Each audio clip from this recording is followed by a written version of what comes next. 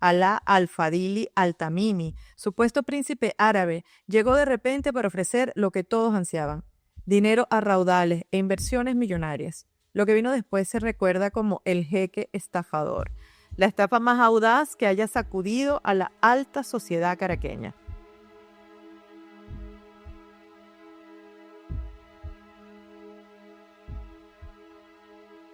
Este episodio llega a ustedes por cortesía de Díaz Marín Translation Services. Más de 10 años de experiencia en traducciones profesionales, entregas rápidas, confidencialidad total y atención en español.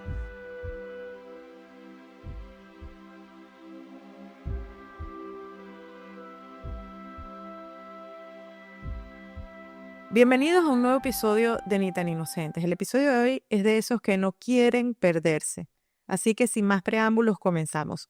Corría el año 1982 en Venezuela, el país que hasta hacía poco había nadado en la bonanza petrolera, empezaba a sentir los temblores de una crisis inminente. Los precios del crudo estaban por el piso y el bolívar se mantenía artificialmente fuerte a las puertas de una de las primeras grandes debacles económicas nacionales. En ese clima tenso, gobierno y empresarios buscaban desesperadamente salvavidas de capital externo, inversionistas foráneos dispuestos a inyectar dólares frescos en una economía que crujía. La necesidad de fondos era acuciante. El ambiente de negocios estaba plagado de ansiedad y esperanza a la vez. Es en medio de este escenario que ocurrió uno de los engaños más insólitos de la crónica roja venezolana. Un fraude digno de película que mezcló glamour, codicia y vergüenza. Un personaje misterioso que se hizo llamar Alá al-Fadili al-Tamimi, supuesto príncipe árabe, llegó de repente para ofrecer lo que todos ansiaban: dinero a raudales e inversiones millonarias. Lo que vino después se recuerda como el jeque estafador, la estafa más audaz que haya sacudido a la alta sociedad caraqueña. Antes de entrar en la historia, situémonos. Venezuela 1982 era aún políticamente estable bajo el gobierno de Luis Herrera Campins en el periodo 1979-1984, pero económicamente estaban al filo de la navaja. Faltaban meses para el célebre Viernes Negro de febrero de 1983, cuando la moneda se devaluó abruptamente y ya se sentía la resaca de los excesos de la Venezuela saudita. Ese contexto es clave para entender por qué muchos, incluso gente experta y acaudalada, bajaron la guardia ante un cuento que en retrospectiva parece increíble. Nuestra historia comienza fuera de Venezuela, en la isla caribeña de Curazao. Allí, a mediados de 1982, un empresario venezolano llamado Juan Manuel Mezquita, dueño de minas de oro en Guayana, escuchó rumores de un excéntrico millonario árabe de vacaciones en la zona. Se decía que este personaje, un jeque árabe, tenía interés en invertir 500 millones de dólares en algún lugar del Caribe. Desesperado por encontrar capital para sus negocios, Mezquita movió cielo y tierra para conocerlo. Finalmente lo logró. Cara a cara con el presunto jeque, Mezquita quedó deslumbrado. El visitante se hacía llamar Alá al-Fadili al-Tamimi y tras charlas donde Mezquita incluso le regaló un frasquito lleno de pepitas de oro de sus propias minas para seducirlo a invertir en Venezuela, el jeque aceptó la invitación. Sí, viajaría a Caracas a explorar oportunidades. Para Mezquita esto sería casi un milagro en tiempos difíciles, así que en pleno agosto, según algunas versiones, fue el 3 de agosto de 1982, según otras incluso a inicios de julio, arribó a Venezuela el supuesto jeque. Venía cargado de equipaje y rodeado de un aura de misterio. Las anécdotas de la época varían. Se llegó a afirmar que desembarcó en Maiquetía con 25 maletas, un harén de mujeres y guaruras armados. En concreto, se hablaba de 12 mujeres que presentó como sus esposas, todas jóvenes y hermosas, cubiertas discretamente como princesas orientales, además de varios asistentes de seguridad. Es difícil saber cuánto hay de verdad en estos detalles de color local. Lo cierto es que Tamimi no llegó solo y venía decidido a montar un espectáculo. Desde el aeropuerto, Tamimi y su séquito se dirigieron al Hotel Tamanaco Intercontinental, el más lujoso de Caracas en aquel entonces. Allí alquiló la suite presidencial, habitación 5003, por 420 bolívares la noche. Ese precio era un dineral para la época, lo que de entrada daba una señal: este huésped no escatimaba en gastos. Los empleados notaron enseguida sus maneras. Era un hombre de estatura mediana, piel y cabellos oscuros, voz grave con aspecto elegante y una confianza natural. Caminaba solo por los pasillos en los primeros días, saludando amable y portando fajos de billetes, bolívares y dólares que asomaba en un maletín de mano. Hablaba inglés con fluidez, aunque con un acento difícil de ubicar. Para algunos parecía un tono latino tratando de sonar árabe. Desde el principio, nadie sospechó. Al contrario, su sola presencia generó curiosidad y expectativa. Al quinto día de su estadía sucedió algo que potenció la leyenda. Dos hombres rubios y corpulentos llegaron de Estados Unidos y se registraron en la habitación contigua a la del jeque. Venían, según se supo, desde Boston, invitados por el mismo Tamimi mediante pasajes en Panamá. Se hacían llamar Albert Fortucci y Steve Lawrence. Eran aparentemente amigos del príncipe. Uno de ellos, con aires de importancia, dejó caer en la recepción del hotel una información jugosa. ¿Saben quién es nuestro vecino? Es un jeque de los Emiratos Árabes Unidos, parte de la realeza petrolera. Ha venido porque tiene muchos contactos aquí y quiere invertir en grande. Esa confidencia en voz baja fue en realidad un anzuelo muy bien puesto. El rumor corrió como pólvora por el hotel y de allí a los clubes privados y salones empresariales de Caracas. En una ciudad propensa a la exageración, no tomó mucho para inflamar la imaginación. Un jeque árabe millonario en Caracas buscando dónde meter el dinero. Era el sueño dorado en medio de la sequía de divisas. En cuestión de días, la élite caraqueña, joyeros, banqueros, inversionistas, políticos, ya se agolpaba por conocer al misterioso visitante. Todos querían invitarlo a sus círculos, atenderlo, mostrarle proyectos. Se convirtió en el centro de atención. También supo cultivar esa fascinación. También aceptó invitaciones a recorrer el país, voló en avionetas privadas a la Gran Sabana, en Canaima, a las minas de Guayana, quizá por gentileza de Mezquita, su anfitrión inicial. Visitó los Andes venezolanos en Mérida, la ciudad industrial de Valencia. Por donde pasaba dejaba una estela de asombro. Los fines de semana contaban, viajaba a Aruba tal vez para descansar de tanta tensión o quién sabe, para manejar otros asuntos. Su aspecto y comportamiento reforzaban la narrativa. Vestía lujosas túnicas blancas de lino, alternadas con trajes europeos a la medida para eventos más formales. En la muñeca exhibía un cartier de oro con brillantes que destellaba pues a la menor provocación.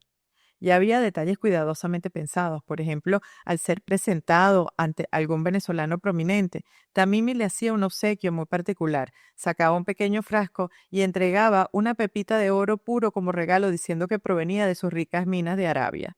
Aquello dejaba boquiabiertos a todos. Si regala oro, ¿cuánto tendrá ese hombre? Por supuesto, esas pepitas eran las mismas que Mezquita le había dado en Curazao como muestra de la riqueza venezolana. En otras palabras, el jeque devolvía a los venezolanos su propio oro como carnada para ganar confianza. Y funcionaba. Los grandes cacaos caraqueños estaban completamente embelesados. Mientras tanto, Tamimi daba señales concretas de solvencia. Anunció que quería abrir cuentas bancarias en el país para manejar sus fondos. Procedió a hacerlo sin demora. Abrió una cuenta en el Banco del Caribe por 300.000 bolívares y otra en el Citibank, sucursal de Chacao, también por 300.000 bolívares. Además, según se supo luego, abrió una cuenta en el Banco Royal venezolano con un depósito de 60.000 dólares. Estas sumas, no astronómicas, pero sí bastante respetables para un recién llegado, jugaron un papel importante. Le permitieron girar cheques locales y ganarse la confianza de bancos y proveedores. Claro está, había un truco. Tamimi depositaba cheques de viajero, travelers checks, de dudosa procedencia y aprovechaba la lentitud en la compensación de esos instrumentos para 1982. En esa época podían pasar días o semanas antes de que el banco confirmara si un cheque de otro país tenía fondos.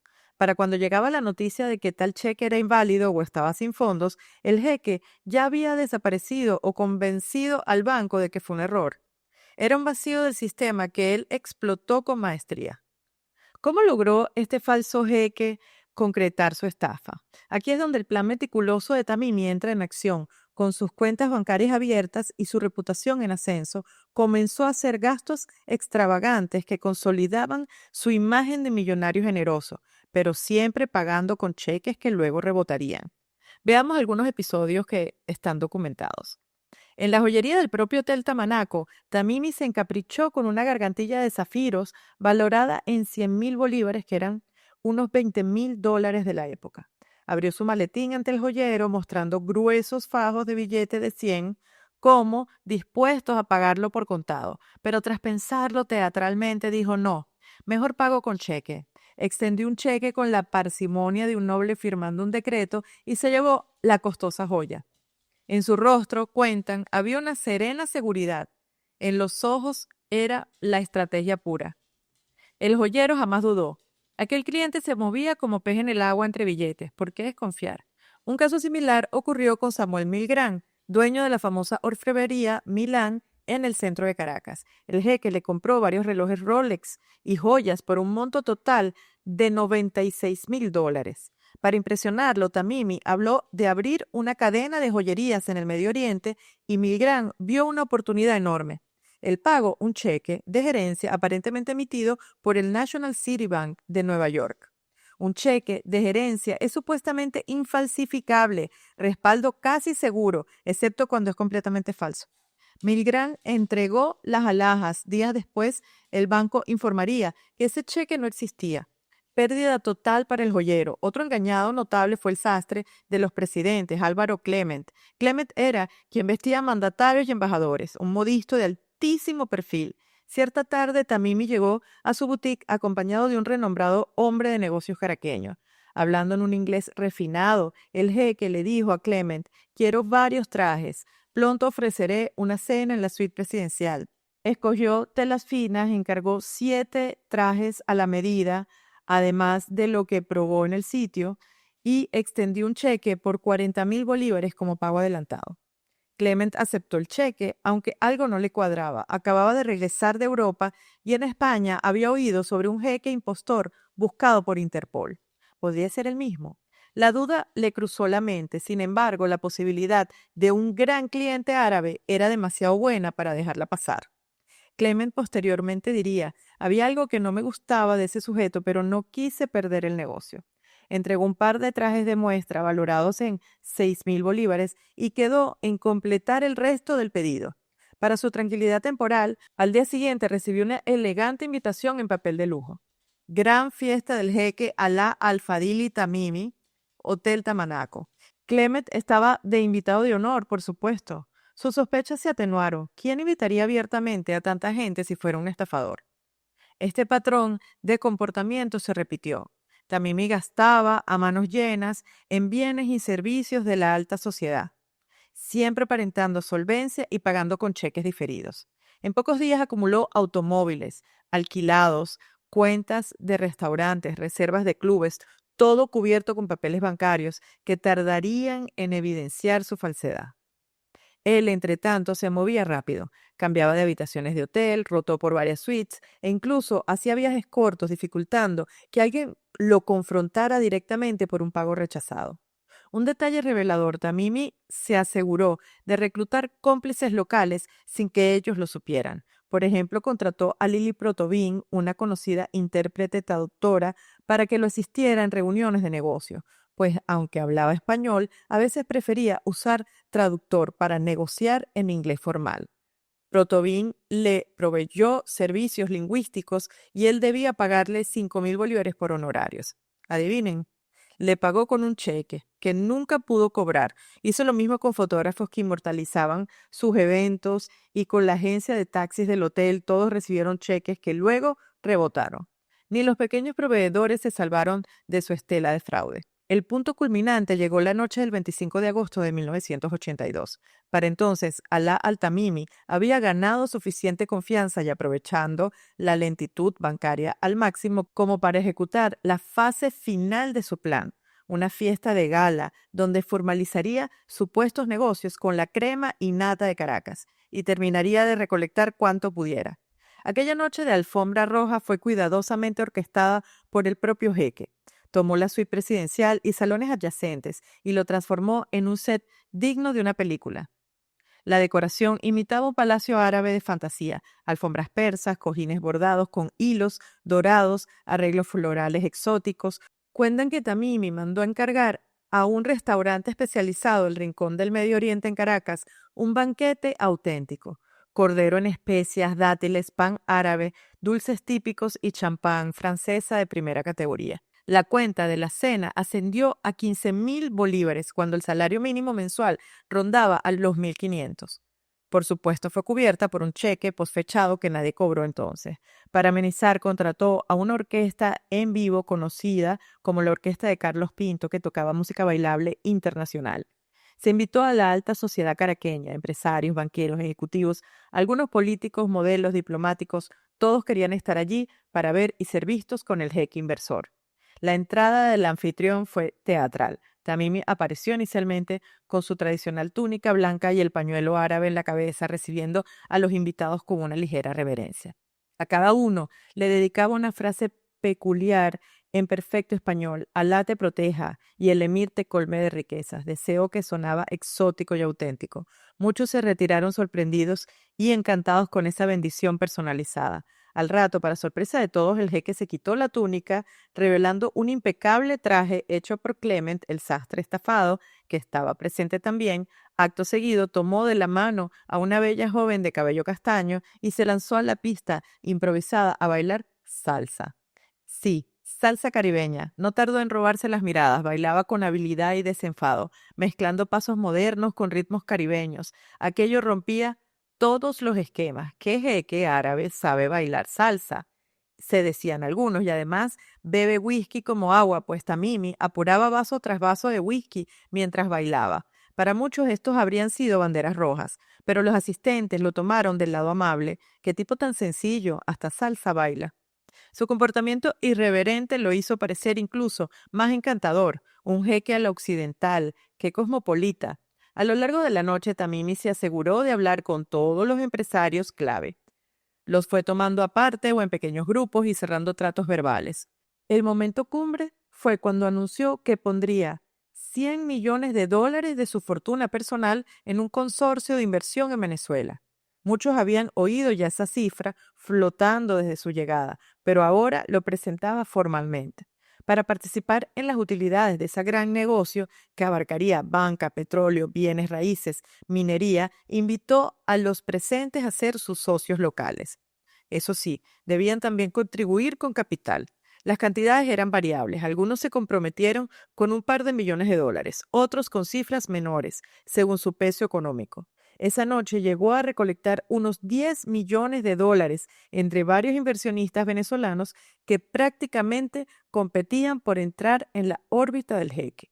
Lo entregaron en cheques, algunos en efectivo, confiados en que multiplicarían su dinero cuando el príncipe árabe materializara sus prometidas inversiones. Además de dinero, en la fiesta se firmaron documentos. Luego se encontrarían entre las pertenencias que dejó Tamimi, por ejemplo, un preacuerdo firmado por dos conocidos empresarios comprometiéndose a aportar 76 millones de bolívares, unos 17 millones de dólares al cambio oficial de aquel entonces, para desarrollar un nuevo centro comercial de lujo en Caracas. Se rumoreó que este proyecto era el germen de lo que más tarde sería el centro comercial El Recreo. Lo cierto es que los papeles estaban listos, solo faltaba el desembolso real que jamás llegaría. También me prometió igualmente invertir en una flota de aviones. Venezuela necesita renovar su aviación privada. Compraré jets ejecutivos, habría dicho. En ese contexto, convenció al diputado Rafael Tudela de venderle su avioneta ejecutiva. Incluso se hizo una exhibición simbólica de la aeronave. El jeque emitió un cheque y, como chiste cruel, la noche de la fiesta trataron de encender el motor del jet y no arrancó, igual que el cheque no tendría fondo. La fiesta se prolongó hasta entrada la madrugada. Bailes, brindis, promesas. Alá Al-Tamimi, con su carisma y su billetera de mentira, habría logrado lo impensable. En 3 semanas pasó de ser un completo desconocido a convertirse en socio aparente de la élite financiera de un país. Nadie notó o quiso notar detalles extraños, que su harén de esposas en realidad no aparecía por ningún lado aquella noche. Las esposas habían sido parte del mito, pero en la fiesta había modelos contratadas como anfitrionas para acompañar la velada. O que su supuesto árabe perfecto nunca salió a relucir. Lo escuchaban hablar español e inglés, pero ninguna palabra en árabe auténtico. Los presentes estaban deslumbrados. Cuando los últimos invitados se retiraron satisfechos y emocionados por lo vivido, Tamimi se despidió. Cortésmente, ya nos veremos mañana, amigos, dijo a los rezagados, según recuerda alguno. En ese momento nadie imaginó que mañana el jeque ya no estaría. En la madrugada del 26 de agosto de 1982, Alaa Al-Fadhili Al-Tamimi se esfumó como un genio de la lámpara. Según los registros del hotel, alrededor de las 3 o 4 de la mañana, subió a su suite presidencial tras despedir a los últimos asistentes. Nadie lo volvió a ver desde ese instante. A primera hora de la mañana, cuando el personal del Hotel Tamanaco fue a atender la suite, se toparon con la escena reveladora. La puerta entreabierta, nadie adentro. El lujo intacto de la noche anterior contrastaba con la ausencia del anfitrión. No estaban sus maletas, ni sus trajes, ni sus pasaportes con bordes dorados, todo se había ido con él. Lo único que hallaron, según relatarían después algunos empleados, fue una nota manuscrita sobre el escritorio que decía: díganle a mis amigos que pronto volveré. Una frase breve, casi burlona, que parecía un último guiño del estafador. Inmediatamente empezaron a caer las fichas de dominó. La administración del hotel intentó cobrar la abultada cuenta de la fiesta y de las semanas de estadía. Solo la velada final dejó 27,000 bolívares en consumo, champaña, banquete, música, cancelados con un cheque del Banco del Caribe que al presentarlo resultó ser sin fondos. De hecho, en total, el hotel calculó pérdidas directas por alrededor de 400,000 bolívares en alojamiento, banquetes y servicios prestados al jeque y comitiva durante ese mes.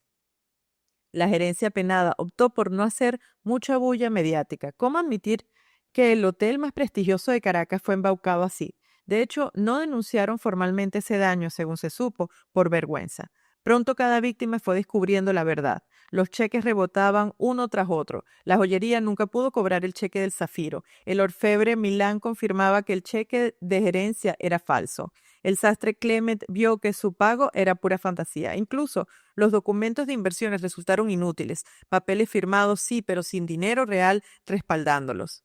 Se destapó que el jeque jamás había tenido dinero en sus cuentas locales, más allá del depósito inicial. Todo lo pagó con instrumentos fraudulentos. Se estima que en ese lapso Tamimi logró sustraer unos 20 millones de dólares en total de la economía caraqueña. En efectivo, entregado por inversionistas en joyas y bienes materiales que se llevó, en servicios consumidos que no pagó y en compromisos financieros firmados que en algunos casos comprometían a terceros por grandes sumas. 20 millones de dólares de 1982, una fortuna incalculable hoy. Ni un centavo fue recuperado. La reacción de las víctimas es quizá lo más llamativo a continuación. Casi nadie denunció el fraude. El motivo, vergüenza. Los grandes apellidos y empresas estafadas prefirieron callar antes que admitir públicamente que habían caído en semejante engaño. En términos sociales, fue una humillación mayúscula. Los llamados amos del valle, la élite caraqueña, habían sido bailados literal y figurativamente por un desconocido. Algunos ni siquiera contaron a sus familias lo ocurrido y asumieron las pérdidas en silencio. Se decía en voz baja que prominentes banqueros habían entregado millones bajo cuerda y ahora no querían ni que sus juntas directivas lo supieran. Un empresario arruinado por el caso llegó a murmurar: prefiero perder ese dinero en silencio que perder también el prestigio.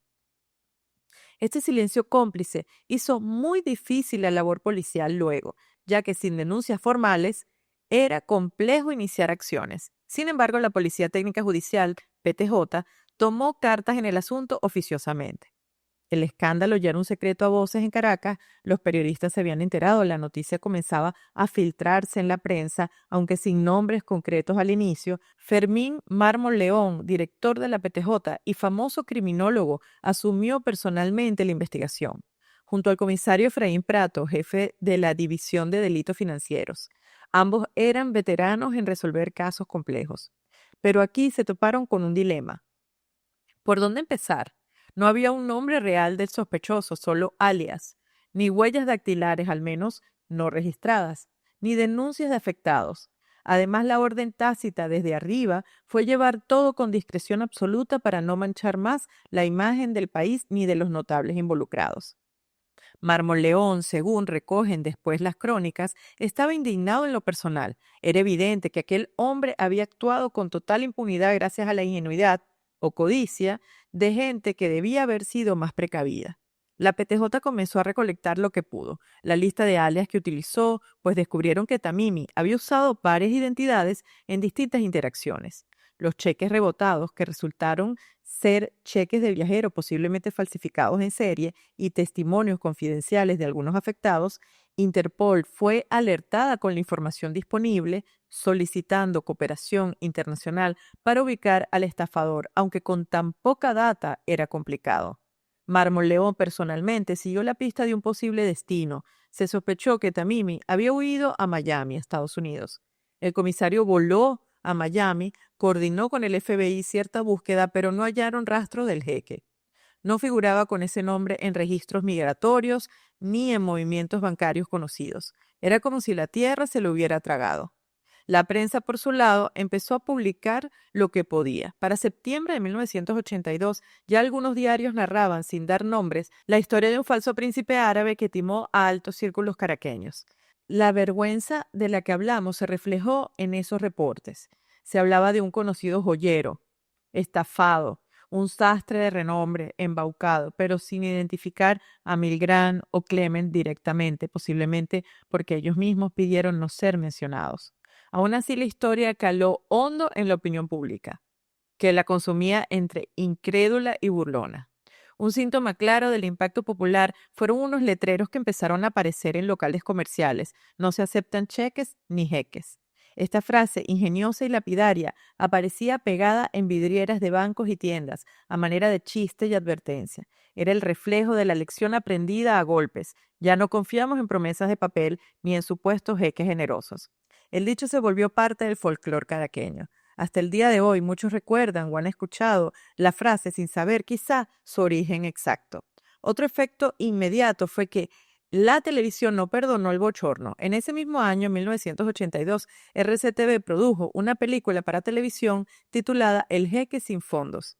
El guión, escrito por Irse Martínez y dirigido por Luis Alberto Lamata, relataba en clave de comedia la trama de un supuesto jeque que dejaba colgada a la alta sociedad. Fue transmitida en horario estelar con el actor Carlos Olivier interpretando al jeque, acompañado de figuras como Julie Restifo, Chelo Rodríguez, Carlos Márquez y Amalia Pérez Díaz. Aunque la película hacía reír, el trasfondo era leccionador. Mostraba un país que había sido burlado en su buena fe y, como apuntó un crítico, en su deseo más frágil, el deseo de grandeza. El caso había pasado de la realidad al mito popular en tiempo récord. Hasta aquí hemos visto cómo un hombre con labia y audacia pudo engañar a toda una élite en búsqueda de riqueza. Pero la historia no termina en Caracas. Aún falta revelar quién era realmente Alá Al-Tamimi y qué pasó después. Antes de continuar, queremos invitarte a suscribirte a nuestro canal de YouTube Ni tan Inocentes y activar la campanita de notificaciones. Así no te pierdes ninguno de nuestros próximos episodios de True Crime. Y si te gusta este contenido y quieres apoyarnos, considera unirte a nuestro Patreon. Tendrás acceso a un segmento exclusivo con material adicional del caso, detalles sorprendentes y teorías que no incluimos aquí, solo para miembros. Dicho esto, continuemos con la parte final de nuestra historia. A pesar de la fuga perfecta del jeque estafador en Venezuela, la historia no quedó totalmente impune. Las autoridades venezolanas se quedaron con las manos vacías en 1982, pero a nivel internacional la búsqueda continuó. Resulta que nuestro falso jeque ya tenía un amplio prontuario fuera de nuestras fronteras. Lo que nadie en Caracas supo en su momento es que Interpol ya estaba tras la pista de un estafador con un modus operandi muy similar que había actuado en Europa haciéndose pasar por noble del Medio Oriente. El rompecabezas se terminó de armar casi 2 años después. En febrero de 1984, la policía española detuvo en Madrid a un individuo sospechoso de grandes fraudes internacionales. Había llegado a España exhibiéndose como un acaudalado diplomático árabe, pero su comportamiento extravagante levantó sospechas en la localidad turística de Benidorm. Cuando las autoridades españolas consultaron al Interpol, saltó la alerta. Ese hombre coincidía con el perfil de un estafador buscado por jueces en Holanda y Bélgica. Lo detuvieron en un hotel en Madrid el 13 de febrero de 1984. Su nombre, Paulino Cipriano Nieto. Un dato sorprendente, no era árabe en absoluto. había nacido en Ámsterdam, Países Bajos, en marzo de 1952, hijo de padres españoles originarios de Segovia. Tenía nacionalidad belga y 32 años al momento de su captura. Soltero, sin profesión clara declarada, hablaba fluidamente 5 idiomas: inglés, holandés, francés, árabe básico y algo de español, lo que le permitía moverse por distintos países simulando ser quien conviniera. Y vaya que lo había hecho. Interpol lo acusaba de haberse hecho pasar por príncipe y diplomático árabe para cometer fraudes millonarios en varios países europeos. Las autoridades revelaron que Paulino Nieto utilizaba una variedad de alias exóticos. En España se hacía llamar Príncipe Said Ben Said Al Nahyan, supuestamente miembro de la familia real de Abu Dhabi, y portaba un pasaporte diplomático falso emitido en Ginebra con ese nombre. En otros escenarios se hizo pasar por embajador de los Emiratos Árabes Unidos o incluso adoptó un título europeo, el conde de la Unión Nihaya, según los requerimientos de la estafa. También se figuran alias delirantes como Jeque Abdel Wana de Yugni o S.A.D. Khan Choki, prueba de su creatividad delictiva. En definitiva, era el mismo personaje que nos visitó en 1982, solo que con otros disfraces según el país. ¿Qué crímenes cargaba sobre sus hombros?